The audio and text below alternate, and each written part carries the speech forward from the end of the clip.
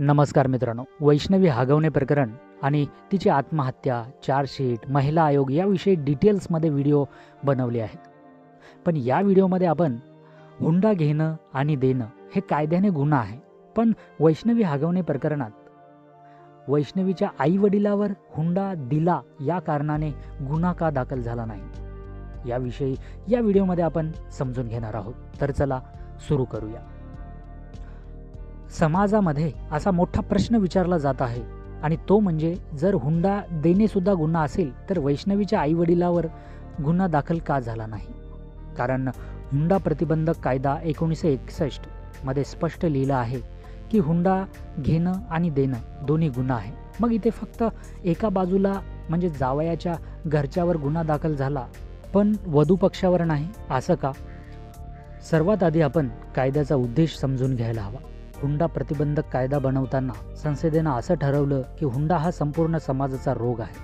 तो थांबवण्यासाठी कायद्याने एकदम कडक भाषा वापरली पाहिजे. त्यामुळे हुंडा घेणं आणि देणं दोन्हीवरही शिक्षा ठेवली.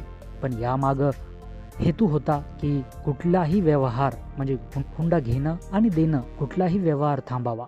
मात्र परिस्थिती वेगळी आहे. वास्तविक बघितलं तर वधू पक्षातील आई वडील हुंडा स्वेच्छेने देत नाही, तर ते देताना दबावाखाली, मुलीच्या लग्नाची भीती, समाजात नाते जुळणार नाही याची भीती किंवा लग्न मोडेल याच्या धास्तीपोटी ते हुंडा देतात. त्यामुळे कायद्यातील भाषा जरी दोन्ही बाजूला गुन्हेगार ठरवत असली तरी न्यायालय आणि पोलीस वधू पक्षाला गुन्हेगार मानत नाहीत, तर ते त्यांना बळी मानतात. वैष्णवी हगवणे प्रकरणात हाच मुद्दा लागू होतो. तिच्या वडिलांनीच पोलिसात तक्रार दाखल केली. जर त्यांनाच गुन्हेगार ठरवलं असतं तर मग तक्रारदार कोण राहिला असता? हे तर पूर्णपणे पीडित कुटुंबावर अन्याय झाला असता, असं काही जण बोलतात. म्हणूनच न्यायालयीन परंपरेत असं ठरलं आहे की वधू पक्षाने हुंडा दिला असला तरी त्यांना आरोपी करता येत नाही. मग यामागे अजून एक व्यावहारिक कारणही आहे. जर कायदा खरोखरच वधू पक्षालाही शिक्षा करत असेल तर कोणताही वडील, कोणतीही आई पोलीस स्टेशनमध्ये जाऊन तक्रारच देणार नाही, कारण त्यांनाही तुरुंगात जावं लागेल.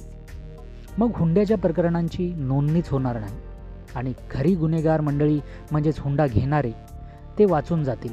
त्यामुळे प्रत्यक्षात पोलीस आणि न्यायालय हुंडा देणाऱ्यांना शिक्षा करत नाही.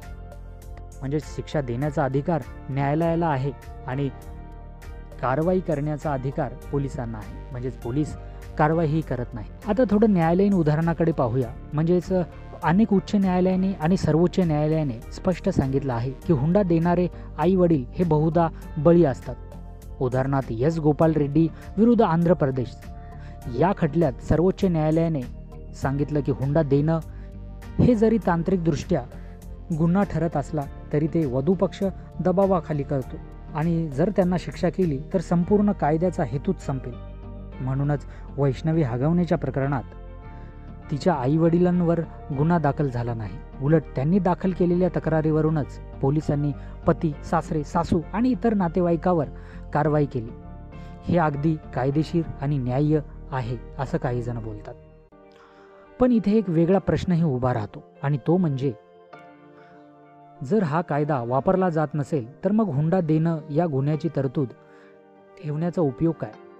अनेक कायदेतज्ञ आणि महिला आयोगाने असं सुचवलं आहे की कायद्यात सुधारणा करून स्पष्ट करावं की फक्त हुंडा घेणं हा गुन्हा आहे आणि हुंडा देणं हा गुन्हा समजला जाणार नाही. समाजशास्त्रीय दृष्ट्या पाहिलं तर वधू पक्ष कधीही हुंडा देण्याची इच्छा ठेवत नाही. हुंडा मागणारेच नेहमी बलवान असतात. त्यामुळे मुलींचे आईवडील केवळ परिस्थितीमुळे लग्न मोडू नये म्हणून, मुलगी एकटी पडू नये म्हणून पैसा, दागिने, मालमत्ता द्यायला भाग पाडले जातात. या सगळ्यात त्यांना गुन्हेगार ठरवलं तर हा कायद्याचा गैरवापर ठरेल. वैष्णवी हगवणे हिच्या दुर्दैवी मृत्यूमुळे हा प्रश्न पुन्हा एकदा समाजासमोर आला आहे. कायद्याने बळी आणि गुन्हेगार यांच्यात फरक केला नाही तर बळीच जास्त शिक्षा भोगते.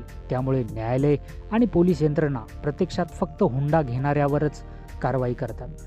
शेवटी आपण असंही म्हणू शकतो की वैष्णवीच्या आईवडिलांनी हुंडा दिला असला तरी त्यांच्यावर कारवाई होणार नाही, कारण समाजामध्ये या कायद्याकडे तसं पाहिलंच जात नाही. आणि एका दृष्टीने वैष्णवी हगवणे यांचे आई वडील यांनी आपली मुलगी गमावली आणि अपमान सहन केला आणि आता एक लहान बाळाचं संगोपनही करायची जबाबदारी उरली आहे, तर त्यांना गुन्हेगार ठरवणं हे अमानवीय ठरेल का? कारण आता याविषयी शशांक हागवणे यांचे वकील या मुद्द्यावर काय युक्तिवाद करतील हेही पाहणं गरजेचं आहे. पण तुमचं मत काय आहे? डावरी ॲक्टमधील सेक्शन 3 जो की हुंडा घेणं आणि देणं दोघालाही गुन्हेगार ठरवतं, कायद्याने दोघालाही गुन्हेगार ठरवता येतं, पण समाज आणि पोलीस या कलमाकडे त्या नजरेने बघत नाही. तुमचं मत काय आहे की समाजाने आणि पोलिसांनी दोघांवरही कारवाई केली पाहिजे, म्हणजे हुंडा घेणं आणि देणं हे सध्या तरी गुन्हा आहे, या कलमाअंतर्गत दोघांवरही कारवाई व्हावी की नाही? तुमचं मत कमेंट्स बॉक्समध्ये जरूर कळवा. भेटूया पुढच्या व्हिडिओमध्ये. तोपर्यंत नमस्कार.